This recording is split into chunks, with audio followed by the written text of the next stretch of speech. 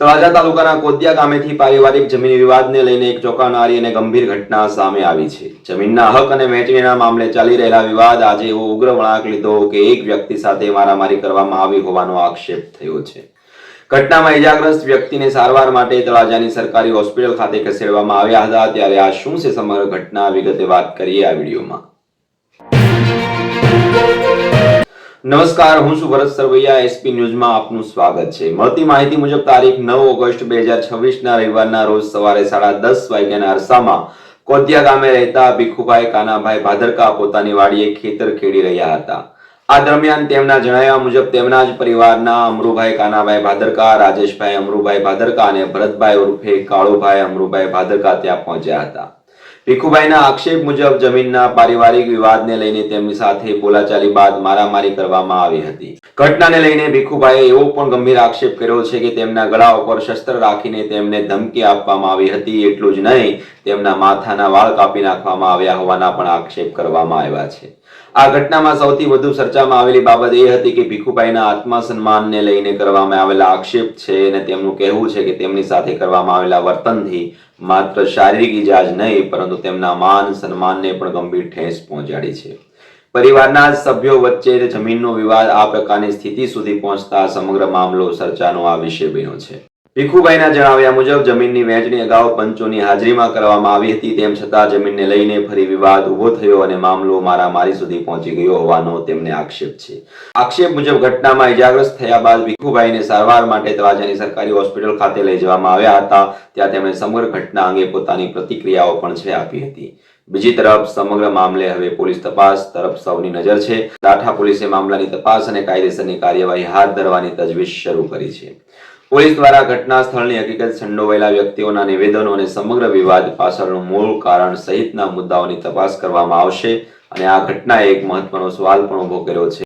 જમીન અને મિલકતના વિવાદમાં શું પરિવારના સંબંધો પણ કેટલા હદે તૂટી શકે કે વાત મારામારી અને ગંભીર આક્ષેપો સુધી પહોંચી જાય?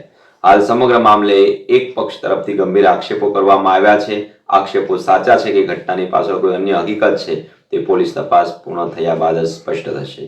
તેથી હાલ કોઈ વ્યક્તિને દોષિત માનવાને બદલે પોલીસ તપાસની અંતિમ તારણની છે એ રાહ જોવી જરૂરી છે। તો કોદિયા ગામની આ ઘટનાએ પારિવારિક જમીન વિવાદને લઈને ફરી એકવાર છે એ સવાલ ઉભા કર્યા છે। જમીનનો વિવાદ કાયદાકીય રીતે ઉકેલવાને બદલે જો સંબંધો અને સંવાદની હદ વટાવી દેવામાં આવે તો પરિસ્થિતિ કેટલી ગંભીર બની શકે છે। હવે દાઠા પોલીસની તપાસ બાદ સાચી હકીકત શું છે અને આક્ષેપોમાં કેટલું તથ્ય છે તે સામે આવવાનું બાકી છે। સમગ્ર મામલે આપનો શું અભિપ્રાય છે અમને જરૂર કોમેન્ટ કરજો। વિડીયો પસંદ આવ્યો હોય તો લાઈક કરો અને શેર કરો અને આવા જ સ્થાનિક અને વિશ્વની સમાચાર માટે અમારી ચેનલને સબસ્ક્રાઇબ કરવાનું ભૂલશો નહીં। નમસ્કાર। મારું નામ ભાદરકા ભીખુભાઈ કાનાભાઈ। શું બનાવ્યું?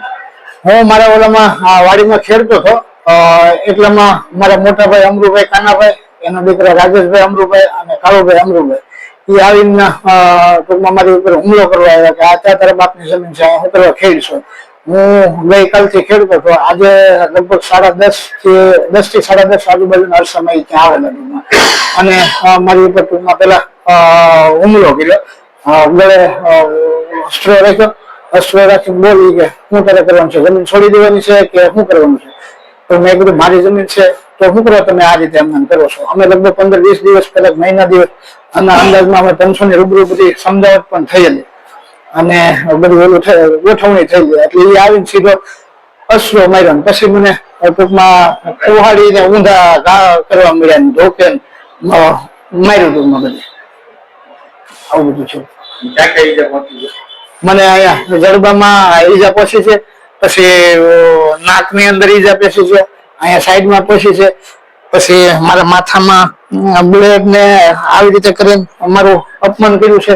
હું એક સામાજિક કાર્યકર્તા છું, સમાજની અંદર હું ક્યાંય ન જઈ શકું કે કોઈ મિત્ર વર્તનમાં ન મળી શકું, એના માટે આ ટૂંકમાં ઓલું મારો અસ્ત્રો મારીને ઓલું કર્યું।